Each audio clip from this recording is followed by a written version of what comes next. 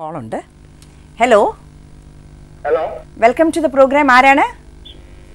ഞാൻ ഹാഫിസ്. ഹലോ, ഹാഫിസ് ആ എവിടെന്നാ വിളിക്കണേ? വർക്കല. വർക്കലയെന്ന്. ആ ചോദിച്ചോളൂ കേട്ടോ. വർക്കല. ചോദിച്ചോളൂ.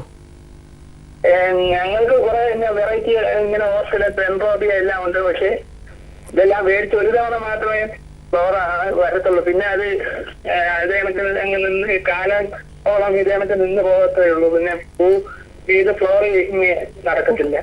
പിന്നെ എന്താ ചെയ്യേണ്ടതെന്ന് പറയാം. ഫ്ലവറിങ് വരുന്നില്ല, അതാണ് എല്ലാവരും. അതെ, നിങ്ങൾ എങ്ങനെയാണ് അത് വെച്ചിട്ട് വളമൊക്കെ കൊടുക്കുന്നുണ്ടോ? അതിനെന്തെങ്കിലും ഭക്ഷണം കൊടുക്കുന്നുണ്ടോ? അതാണ്. അത് സ്പ്രേ എന്തൊക്കെ ഗ്രീൻ കെയർ ഒക്കെ സ്പ്രേ അല്ലേ? ഇവിടെ ചോദിച്ചോളൂ കേട്ടോ, പറഞ്ഞോളൂ. ഓർക്കിഡിന്റെ ഒരു വളം തന്നെ സ്പ്രേ ചെയ്ത് കൊടുക്കാറുണ്ട്. പക്ഷെ ഫ്ലവറിങ് നടക്കത്തില്ല. അത് ഈ സ്പ്രേ ചെയ്യുന്ന വളം തന്നെ രണ്ട് ഐറ്റം ഉണ്ട്. ഫ്ലവറിങ്ങിനും ഗ്രോത്തിനും ഉള്ളതുണ്ട്. നിങ്ങൾ കൊടുക്കുന്ന ഗ്രോത്തിന്റെ മാത്രമാണോ ഫ്ലവറിങ് അത് അറിഞ്ഞുകൂടാ. ഒന്നത്. പിന്നെ എങ്ങനെയാണ് ചെയ്യേണ്ടതെന്ന് പറഞ്ഞു കൊടുത്താൽ നമുക്ക് നാച്ചുറൽ ഇച്ചിരി ഏതേനും ഡെൻഡ്രോബിയൊക്കെ ആണെങ്കിൽ തീരെ തണലത്തിടരുത്, കുറച്ച് വെയിൽ കൊള്ളണം കേട്ടോ. ചെറിയ വെയിൽ വേണം. പിന്നെ ഇത് നമ്മൾ നാച്ചുറൽ വളം കൊടുത്ത് നോക്ക്. നമ്മൾക്ക് ചാണകം കിട്ടുമെങ്കിൽ ചാണകം കലക്കി ലൂസായിട്ട് അത് അരിച്ചു കൊടുക്കാം, നല്ലതാണ്. കടലപ്പിണ്ണാക്കെന്ന് പറഞ്ഞ സാധനം വാങ്ങിക്കാൻ കിട്ടും. ഫ്ലവറിങ്ങിന് ഏറ്റവും ബെറ്ററാണത് കടലപ്പിണ്ണാക്ക്. അതൊരു പിഞ്ചെടുത്ത് ഒരു പിടിയെടുത്ത് വെള്ളത്തിലിട്ട് കുതിർത്തി 4-ാം ദിവസം അത് 4 ദിവസം കഴിയുമ്പോഴത്തേക്കും പുളിച്ച് മണം ഒത്തിരി വരും. അപ്പോൾ 4 days എടുത്തു കഴിഞ്ഞാൽ നമുക്ക് പ്രശ്നമില്ല. അത് ലൂസ് നല്ല കലക്കിയിട്ട് പിന്നെ അരിച്ചെടുക്കണം. അരിച്ചെടുത്തില്ലെങ്കിൽ അതിൻ്റെ ആ തരി കിടക്കും, പിന്നെയും ജീവികൾ വരും കഴിക്കാൻ, ഫംഗസ് ഒക്കെ പിടിക്കും.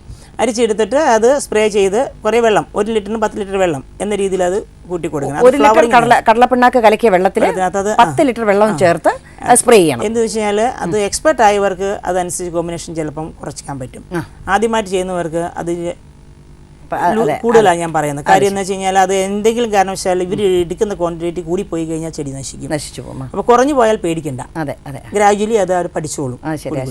എന്ന് വെച്ചാൽ ഒത്തിരി പാടില്ല. അപ്പൊ ഇതൊക്കെ നമ്മളെ ഒരു എന്താ പറയാ ശീലം വരണം അല്ലേ? ഇപ്പൊ ചെടികളെ എങ്ങനെ നമ്മൾ കുട്ടികളെ നോക്കുന്ന പോലെ തന്നെയാണല്ലോ. അത് എങ്ങനെയാണ് അവർക്ക് വേണ്ടുന്നത്, എന്താണോ അവർക്ക് വേണ്ടത് അതനുസരിച്ച് നമ്മൾ അവരുമായിട്ട് പരിചയിക്കുമ്പോൾ മനസ്സിലാവും. അപ്പൊ അങ്ങനെ ഈ രീതിയിലാണ് NPK എന്നത് വളം വാങ്ങിക്കാൻ കിട്ടിയതിന് വേണ്ടി NPK അല്ലെങ്കിൽ കോമ്പിനേഷന് അത് ഡൈലൂട്ടാക്കി കലക്കി ഇതിന് കൊടുത്തു കഴിഞ്ഞാൽ ഫാർമിങ്ങിന് നല്ലതാണ്. ശരി. പിന്നെ അതുപോലെ നമ്മളിപ്പോൾ സാധാരണ ചെയ്യുന്നത് റീപോട്ടിങ്. അതായത് നമ്മളിപ്പോൾ ഒരു ചെടി വളർന്ന് വരുമ്പോഴത്തേക്ക് നമുക്ക് റീപോട്ട് ചെയ്യാനും നമ്മൾ പഠിക്കണമല്ലോ. അപ്പോൾ എങ്ങനെയാണ് നമ്മൾ അറിയുന്നത് റീപോട്ട് ചെയ്യേണ്ടത് എപ്പോഴാണ്, എങ്ങനെയാണ്? നമ്മൾ ആദ്യമേ നടുന്നത് ഒരു ചെറിയ പോട്ടിലായിരിക്കും. ആ പോട്ടിലിരുന്ന് ആ ചെടി കുറച്ചങ്ങ് വലുതാവും. വലുതായി കഴിയുമ്പോൾ ചെടി ബ്രാഞ്ചസ് ഒക്കെ വന്ന് ബിഗായി. അപ്പോൾ അതിനകത്ത് ഉൾക്കൊള്ള ചെരിഞ്ഞു പോകും. പിന്നെ നമുക്ക് വെക്കുന്ന സ്പേസ് ചെറിയ പോട്ടിൽ ഇത് വളർന്നോളും. പക്ഷെ നമുക്ക് വളർത്താൻ ഭംഗി എപ്പോഴും മാറ്റി വെച്ച് വലുതാണ്. അപ്പോൾ നമുക്കത് ചെടി അതിനകത്തുനിന്ന് ഒന്ന് വെള്ളത്തിൽ കുതിർത്ത് കഴിയുമ്പോൾ ആ മീഡിയത്തോടു കൂടി പൊങ്ങി വരും. പൊക്കി എടുത്തിട്ട് ഒരു ബിഗ് പോട്ടിൽ വെച്ച്, ബിഗ് പോട്ട് മീൻസ് ചുരുക്കത്തിൽ കാണിക്കണോ? ഇതെടുത്ത് കാണിച്ചാൽ മതി. ഇതെല്ലാം കാണിക്കുമ്പോൾ നമുക്ക് കിട്ടുമ്പോൾ ഇതുപോലെ ഒരു ചെറിയ പൊട്ടി കിട്ടും. ഇതുകൊണ്ട് ഇതുപോലെ ചെറിയൊരു പോട്ടിൽ ആദ്യം നട്ടിട്ട് ദെൻ അതിനുശേഷം ഇത് വഴിക്ക് റീപോർട്ട് ചെയ്യാൻ സമയമായി. കാര്യം പറഞ്ഞാൽ ഇത് വേണമെങ്കിൽ റിപ്പോർട്ട് ചെയ്യാം. ഇപ്പോൾ ഇത് ഒന്നുകിൽ ഇത്രയുള്ള പോട്ട്, അതല്ലെങ്കിൽ ഇതായിരിക്കുന്ന ടൈപ്പ് പോട്ട്, വലിയ പോട്ടുകൾ. നമുക്ക് ഒത്തിരി മീഡിയം ഹാങ്ങിങ് ചെയ്യുന്ന പോട്ടുകൾ. ഇതിൽ കാണുന്നത് ഒരു ഹാങ് ചെയ്യുന്ന പോട്ടാണ്. ഇത് കോൺ. ഈ കോണിനകത്ത് ഇങ്ങനെയുള്ള പോട്ടിലേക്ക് ഈ ചെടി ഇങ്ങനെ വലിച്ചു പറിച്ചെടുക്കാം. ശരി. ഇത് നമുക്ക് എടുക്കാൻ പറ്റും. ഇതിങ്ങനെ ഊരിയെടുത്തിട്ട് മറ്റു പോട്ടിലേക്ക് ഡയറക്റ്റ് ഇങ്ങനെ വെച്ചുകൊണ്ട് കരിയും ഓടും കഷ്ണവും മിക്സ് ചെയ്ത് ഫിക്സ് ചെയ്യുക. അത് വെച്ച് അങ്ങ് ഫിക്സ് ചെയ്ത് വെച്ച് കഴിഞ്ഞാൽ റീപോട്ടിങ് ആയി. നമ്മൾ ഫസ്റ്റിലേ ചെടി നടുമ്പോൾ അല്പം ചകിരി പീസ് വെച്ചിട്ടുണ്ടാവും. അപ്പോൾ ഓവർ ചകിരി പാടില്ല. ഓവർ ചകിരി പാടിക്കഴിഞ്ഞാൽ നമ്മുടെ ഇപ്പോഴത്തെ ക്ലൈമറ്റിൽ മഴ ഒത്തിരി വെള്ളം അബ്സർവ് ചെയ്തിട്ട് അങ്ങ് വേരുകൾ അകത്തുള്ള വേരുകളൊക്കെ ചീഞ്ഞു പോകും. ചകിരി വേണം, കുറച്ച് മതി. ചകിരി മീൻസ് തൊണ്ട് തൊണ്ട് പീസായിട്ട് എടുത്തിട്ട് അത് എൻ്റെ കണക്ക് ഞാൻ ഇതുവരെ ചെയ്തതിൽ ഓവറായിട്ട് വേണ്ട, കുറച്ച് മതി. ചിലർ ഒത്തിരി തൊണ്ട് മാത്രം ഇട്ട് ചെയ്യുന്നതാണ്. അതിൻ്റെ ഒരു ഗുണവും കൊണ്ട് വേനക്കത് നല്ലതാണ്. കാരണം വാട്ടർ അബ്സോർബ് ചെയ്തിരിക്കാൻ വേനക്കുന്നതിനാണ്. പക്ഷെ നമുക്ക് അപ്പാപ്പ മാറ്റാൻ പറ്റത്തില്ലല്ലോ. അപ്പോൾ അതുകൊണ്ട് ഇങ്ങനെ ഓടും കഷ്ണവും പൊട്ടിയ ഓടെടുക്കാം, പൊട്ടിയ ചട്ടി മതി, അതിന് വേണ്ടി പ്രത്യേകിച്ചൊരു അത് ഇൻഡോഫിൽ എന്ന് പറഞ്ഞ ഒരു പൊടി വാങ്ങിക്കാൻ കിട്ടിയ യെല്ലോ കളർ ഒരു ഫംഗിസൈഡാണ്. അതൊരു പൊടിയാണ്, യെല്ലോ കളർ പൊടിയാണ്. അത് മിക്സ് ചെയ്ത് ഡൈലൂട്ടാക്കി വെള്ളത്തിലേക്ക് നമ്മൾ എന്ത് മീഡിയം നട്ടാലും ആ വെള്ളത്തിൽ ഇൻഡോഫിൽ കലക്കിയ വെള്ളത്തിൽ കഴുകിയെടുക്കണം. കാരണം അതിനകത്തുള്ള ഈ നമ്മുടെ മീഡിയത്തിനകത്തുള്ള മൈൽസ് രോഗങ്ങളെല്ലാം നശിച്ചു പോകും.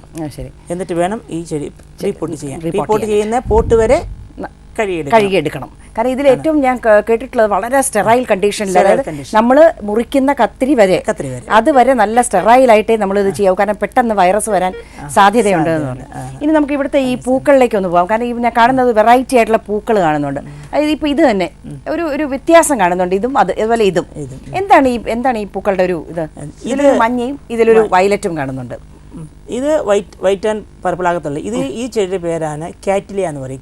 കാറ്റിലിയ ഇത് എന്ത് സുന്ദരിയാന്ന് നോക്കിയാൽ. അതെ, നല്ല സുന്ദരിയാണ്, എല്ലാ സുന്ദരികളാണ്. ഇത് ഒന്നുമല്ല, ബഞ്ചസ് 3-4 ഒരുമിച്ച് നിൽക്കുമ്പോഴത്തെ ഭംഗിയെന്ന് തിങ്ക് ചെയ്ത്. അതെ, വാസ്തവം. കാറ്റിലിയ ഇനത്തിൽപ്പെട്ടതാണിത്. ഇതിനും ഒത്തിരി വെള്ളം വേണ്ട, ഇച്ചിരി. എന്നാൽ തീരെ ഷെഡിയിൽ 50% വേണം. മാത്രമല്ല ഒത്തിരി ചകിരിയൊക്കെ വെച്ച് പോയി കഴിഞ്ഞാൽ അതങ്ങ് ചീഞ്ഞു പോകും. ഡ്രൈനസ് കുഴപ്പമില്ല. ഇതും നമ്മൾ കുറച്ച് ചകിരി, കുറച്ച് കല്ലല്ലേ, ഇങ്ങനത്തെ ഓട് ഇതൊക്കെ ഇട്ടിട്ടാണ് ചട്ടിയോ പീസോ എന്തെങ്കിലും മതി. ഇത് തന്നെ പല വെറൈറ്റീസ് ഉണ്ട്. ഇത് ബിഗ് ഫ്ലവർ ഉണ്ടാവുന്ന ടൈപ്പ് ഉണ്ട്, മീഡിയം ഫ്ലവർ ഉണ്ട്, മിനിയേച്ചർ ഫ്ലവർ ഉണ്ട്. ഇതിന്റെ തന്നെ ഇതിന് ഈ കളറല്ല, വെറൈറ്റി കളേഴ്സ് ഉണ്ട്. നമുക്ക് സങ്കല്പിക്കാൻ പോലും പറ്റാത്ത മൾട്ടി കളേഴ്സ്. എന്ത് രസമാണെന്നറിയാം, കൊണ്ടുവരാൻ പറ്റത്തില്ല.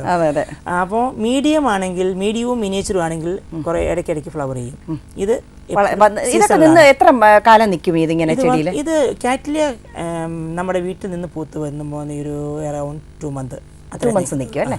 അതേ ഇതിൽ തന്നെയാണല്ലോ ഇതും. അതേസമയം ഇതിന്റെ വേറെ വെറൈറ്റി എന്ന് പറഞ്ഞില്ലേ, മീഡിയം മിനിയേച്ചർ, അത് അതിൽ കൂടുതൽ നിൽക്കും. ഇതും അതുപോലെ ഇതാണ്. ഇത് ഡെൻഡ്രോബിയം ഇനത്തിൽപ്പെട്ടതാണ്. ശരി. ഇത് ഡെൻഡ്രോബിയം ഇനത്തിൽപ്പെട്ടതാണ്. ന്യൂ വെറൈറ്റിയാണ്. ഡോൺ മാലി എന്നാണ് ഇതിന്റെ പേര്. ശരി, നല്ല രസമുണ്ട്. ഇതിന്റെ സ്പെഷ്യാലിറ്റി ഇത് ഇങ്ങനെയാണ് വരുന്നത്. അല്ലാണ്ട് ഇങ്ങനെ നീളം സ്ട്രോക്കിന് വരത്തില്ല. ഇങ്ങനെ ഒരു തണ്ടേക്കടിയൊക്കെ ഫ്ലവർ ചെയ്യും. ഫ്ലവർ ചെയ്യും. ഇതിന്റെ ലിപ്പിൽ ഒരൊറ്റ ലിപ്പ് മാത്രം യെല്ലോ. ഇതിന്റെ ഒരു ലിപ്പ് ഓറഞ്ച് ഉള്ളത് കൂടി ഇരിപ്പുണ്ട്. ജസ്റ്റ് ഒന്ന് അതിനകത്ത് ഒരു ബെഞ്ച് ഫ്ലവർ ഇല്ല. ഇത് ബെഞ്ചായിട്ട് ഇങ്ങനെ വരും.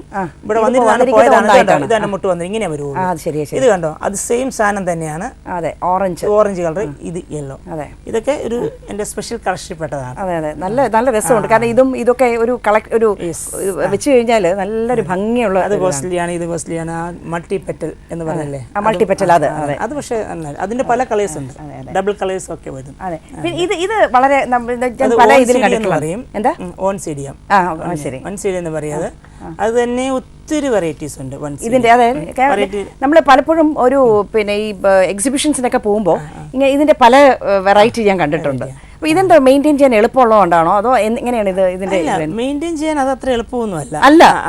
ഇതിന്റെ പണ്ടത്തെ ഒരു വെറൈറ്റി ഡാൻസിംഗ് ഗേൾ എന്നൊക്കെ പറഞ്ഞ് കുഞ്ഞു യെല്ലോ ഫ്ലവേഴ്സ് ഉള്ളത് കിട്ടും. അത് മെയിൻറ്റെയിൻ ചെയ്യാൻ എളുപ്പമാണ്. അതൊരു ചകിരിയിലൊക്കെ കെട്ടി വെച്ച് ഇത് വളർത്തി കെട്ടി തൂക്കിയിട്ടൊക്കെ പെട്ടെന്ന് ചെയ്യാം.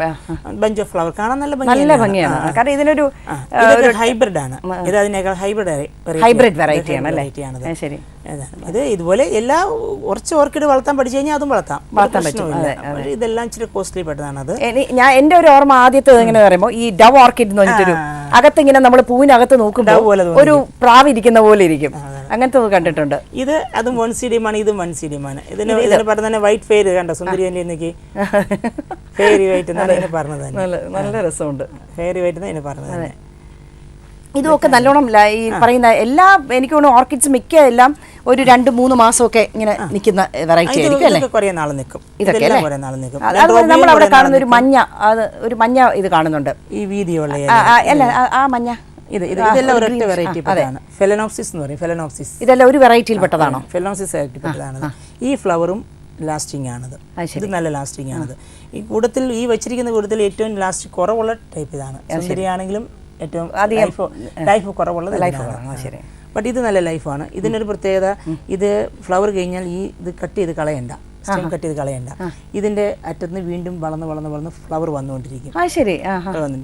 പിന്നെ ചിലതിന് പിന്നെ ഇതിന് തൈ ഉണ്ടാവണമെങ്കിൽ പോലും ഇതിന്റെ ഈ തണ്ടേന്നാ തൈ ഉണ്ടാവുന്നത്. അത് ശരി. അപ്പൊ നമ്മൾ അവിടെ വെച്ച് കട്ട് ചെയ്ത് റീപോർട്ട് ചെയ്താൽ മതി. റീപോർട്ട് കഴിയാൻ പറ്റില്ല, ഓട്ടോമാറ്റിക്കലി കുറേ ഭയങ്കര ബുദ്ധിമുട്ടുണ്ടാവും.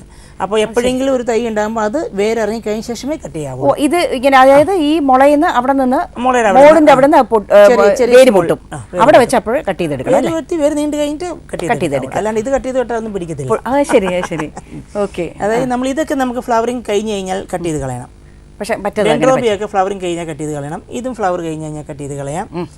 അത് ഫ്ലവർ ചെയ്താൽ വോൺസീഡിയംസിന്റെ ഫ്ലവർ കഴിഞ്ഞാൽ അത് ആ സ്റ്റെം കട്ട് ചെയ്ത് കളയാം, ഉണങ്ങിപ്പോകും. ഇത് പക്ഷെ പോകത്തില്ല. അങ്ങനെ ഇത് അതിനകത്ത് ഇങ്ങനെ വന്നുകൊണ്ടിരിക്കും.